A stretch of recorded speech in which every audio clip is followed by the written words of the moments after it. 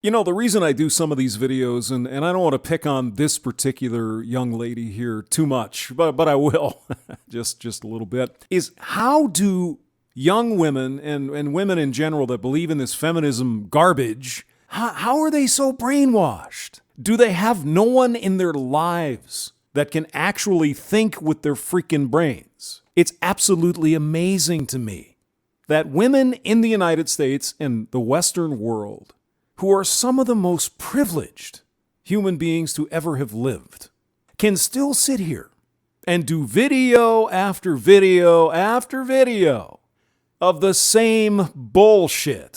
Women are so oppressed. The wage gap and all of this other. So let's listen in on Grace, who is speaking in front of an Episcopalian church. Apparently it looks like a Sunday service. Her video is entitled, Why Feminism is Still Relevant. And, oh, by the way, the comments have been disabled. Sexism still thrives in the workplace. Yep, it sure does. According to data from the U.S. Census Bureau, the average gender pay gap in the United States is around 19.3%. Do you understand the difference between pay and earn?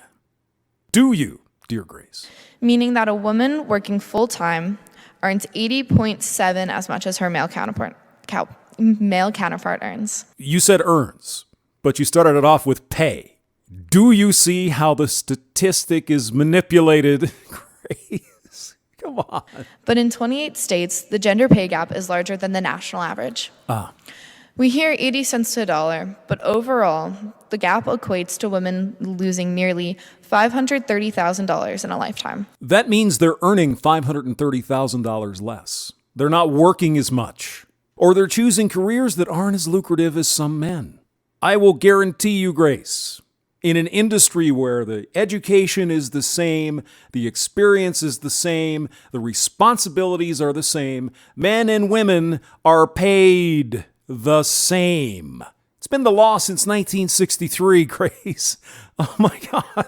A 2012 study by the American Association of University Women found that over the course of a 35-year career, an American woman with a college degree will make about $1.2 million less than a man with the same education. Grace, I'm going to nitpick. A woman with a 4-year degree will earn $1 million less than a man with the same college education. Is it the same degree, Grace? A 4-year education in basket weaving is not the same as a 4-year education in engineering or a medical degree. You have to compare the degrees.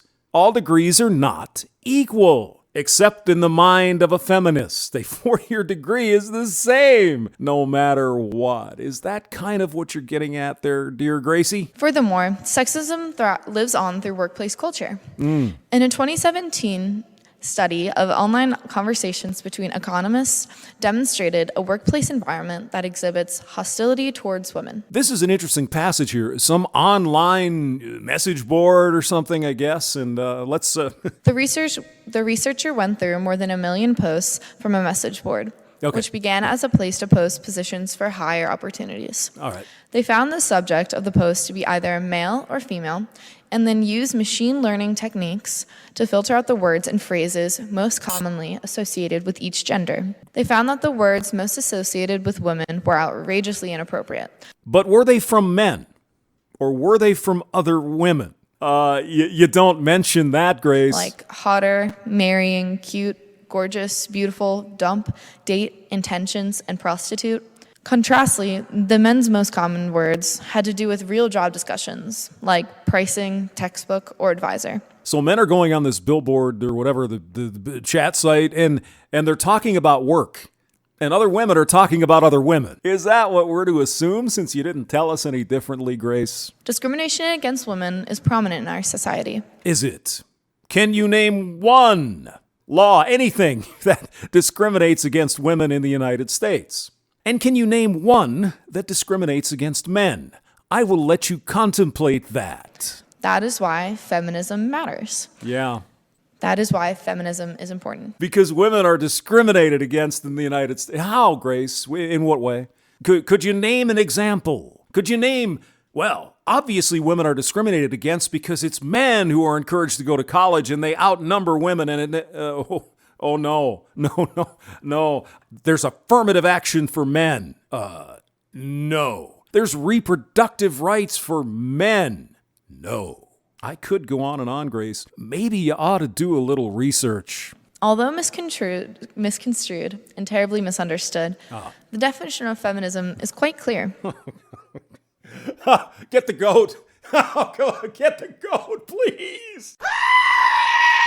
And I think that if people actually knew what it meant, they would be more open to exploring and understanding feminism. Since we're ignorant Neanderthal knuckle draggers and we don't know what feminism actually means, if we would just educate ourselves, Grace, if we would just get woke, we would understand feminism.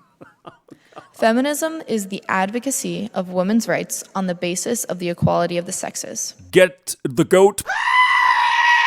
Yeah, the equality of the sexes based on the perceived privileges that men have over women.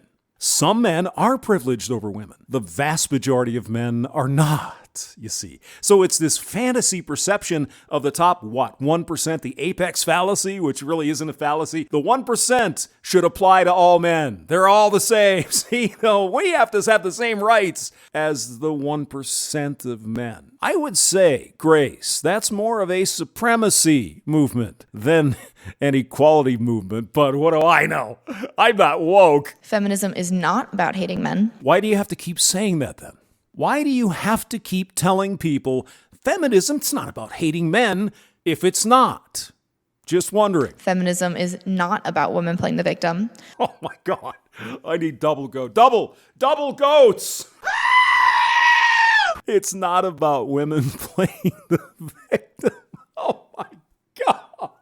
Feminism is not a dirty word. It's not about women playing the victim. Oh my God. Does anybody with, a foot in reality, can you honestly believe that feminism isn't about painting all females as victims of male oppression? Link below. James Maxwell. Thank you for listening.